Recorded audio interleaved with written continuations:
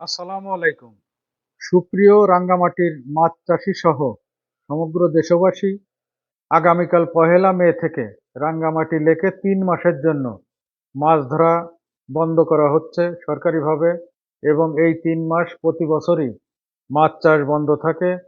এবং আজকে শেষ দিনে, মাছ ধরার শেষ দিনে আমরা রাঙ্গামাটি লেকে ভ্রমণ করেছি নৌকায়, বোট অর্থাৎ ট্রলারে করে, এবং বিভিন্ন টুরিস্ট পয়েন্টে গিয়েছি এবং দেখেছি সারা লেকেই মাছ ধরার ধুম।